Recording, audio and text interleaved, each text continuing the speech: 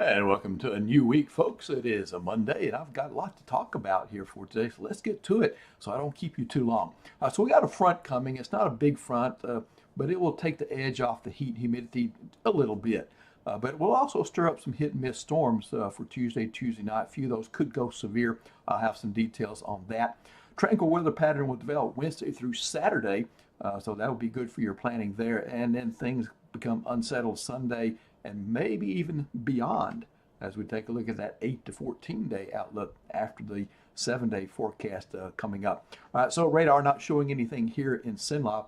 We still see a little bit of action to the west of us, and then the real storms are farther back off into North Texas, southern Oklahoma, and elsewhere in parts not Cenla. All right, so that's good news for now, but that may change a little bit as we come into tomorrow and tomorrow night. Here's a dry line feature triggering rain and storms down in the southern part here. The northern part, we have a surface low and a warm front triggering the action there. So the dry line is not going to bother us. What we'll have is this little front. So this whole system will move eastward, opening the door for that front to come in, and that's the front that will finally come through. So the overall setup, the bullseye, is in areas to the northeast of us, northern Mississippi, northwestern Alabama, much of western half of Tennessee, and eastern Arkansas up in that area. But you see it just kind of ridges down into our area to include Cenla. The ingredients we have, there's a little upper level feature coming through the plains right there. That lifts the atmosphere and creates fronts. We also have the upper level winds blowing from the southwest, winds and low levels blowing from a southerly direction, so that creates wind shear in the atmosphere, and it can create some supercell storms, especially when we have a cold front to add an added boost to the lift in the atmosphere. So the severe outlook for today, again, is focused to the north of us, so we're out of that. That's good news for us, but once we get into tomorrow, it does drift into our area, but certainly not as focused and profound as it may be in some other parts of the country. We've heard of numerous deaths this past week from severe local storms across the United States. Notice this, that if you take this at face value, well, the southern parishes will pretty well escape the severe potential. Right here we have a marginal level 1 and then a slight level 2 across our northern parishes.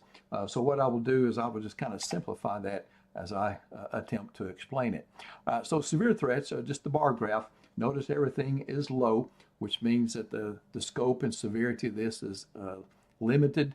And a good way to think of this with the bar height and the percentages that I'll give in the next graphic is that, okay, how many people might be affected, okay?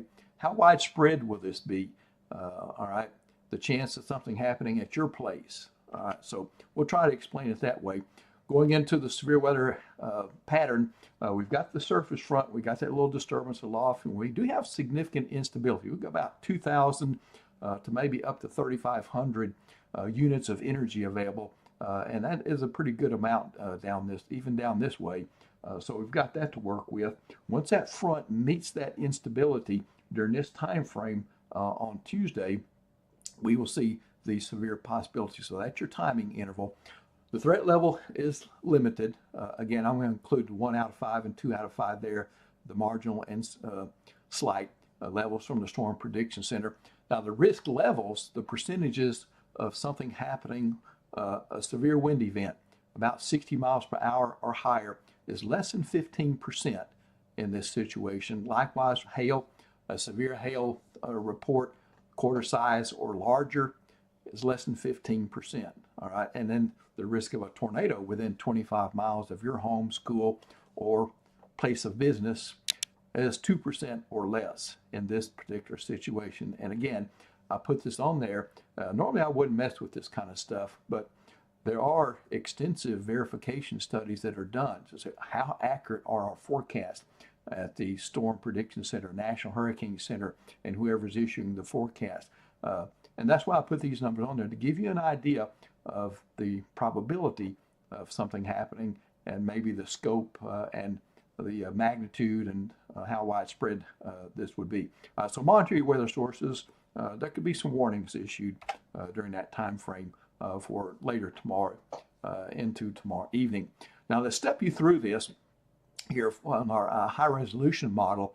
By Tuesday morning, I think you're okay with your morning commute. You'll have to battle another morning of intense humidity. All right. Even as you come home Tuesday, I don't expect too much. There could be a few hit and miss showers before that. But once we get into the evening hours, this is 8 o'clock on this particular model. And I hesitate to show one particular model, but I kind of like the pattern that it shows. It shows once that front gets here, the convergence, all right, these fronts are like bulldozers. They scrape up and push air and lift air up, okay, as they move in. And the buoyancy of this air, the potential is very high. As I said, we got 2,000 to 3,500 units of energy available there. That's enough for severe weather. And that model is breaking out scattered showers and thunderstorms there along that front that travel southward, and you see it weakens. Okay, so that's why the Storm Prediction Center had their pattern with maybe some of our southern areas, parishes down here, escaping any severe potential. But I'm not quite confident in that. I think there could still be a little severe weather potential linger down that way. That's why I pretty much just say, for all of Cenla, I'm going to say it's a limited threat for severe weather, limited in scope and severity and the number of folks may be affected by that. So the futurecast on Wednesday during the PM hour, no problems Wednesday. We're behind the front there and things turn tranquil. So about a 40% chance of rain to imply that this is hit and miss and not a widespread situation. It'd be a hot day on Tuesday, feeding that instability, creating that instability, that buoyancy in the air that I'll talk about.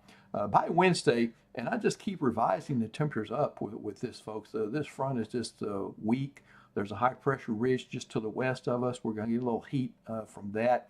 But we will see a little better night times, and that will be great. That we can get 3 mornings of 60s there, Wednesday, Thursday, and Friday. And it'll be a stable pattern, not predicting any storms or even rain chances during that time frame. I'm threw in 10% on Saturday just in case as we start to see the humidity. And the telltale sign, if you want to look at the numbers, to say, when's the humidity coming back? Look at the bottom number. Look at the low temperature, because it cannot cool as efficiently at night if it's humid. So when the nighttime temperatures rise, the morning lows rise, there we go. See Sunday and Monday, 72 and 70. Moisture's back, and guess what? The rain is back there with scattered showers and thunderstorms. Now let me move beyond this into the 8 to 14 day pattern, taking us into the first couple of days of June. It looks like we're going to lean cool.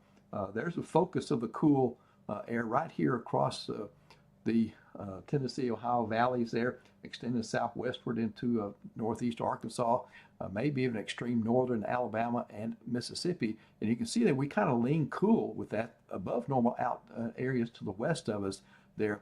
So what does this mean for Cenla, that we are expected to be kind of have a cool lean to our temperatures May 27th through June 2nd. That's week 2 after the 7-day, okay? So 68 is our normal low, typical low for that time period, that week, all right? 27th of May through the 2nd of June. 89 is our typical high. And this forecast is just saying that during that time period, most of us will see temperatures a little lower than that. We can expect temperatures a little bit lower than that. And then for the rainfall outlook, we are in a kind of unsettled pattern. Remember, I said that the unsettled period goes beyond the 7-day, and this is what I'm talking about, that we'll have moisture here. We'll have an upper level pattern that's favorable for little disturbances to come through, tap that moisture. The sea breeze may get into play and that kind of thing. So we got several things that are going to, I think, combine to bring us an above normal forecast there as we end May and start June. With at least scattered showers and thunderstorms every day. And for Cenla, this means near 1 inch of rainfall during that week, okay? So what this is saying is that most of us should see around 1 inch or more of rainfall for that particular time period. I think the exact number, I think, is about 8 or 9 tenths, but we'll get the idea. I'll keep it simple there for you. All right, that's it from me. Hope I didn't confuse you too much, but I did give you a lot of information. Speaking of information, Nick Mikulas will be waiting in the wings in the morning. He'll do his thing, and my availability tomorrow may be doubtful, so I'm not going to commit to anything. You may see me stream, and you may not, but if not, I'll probably be in a forecast center at least a little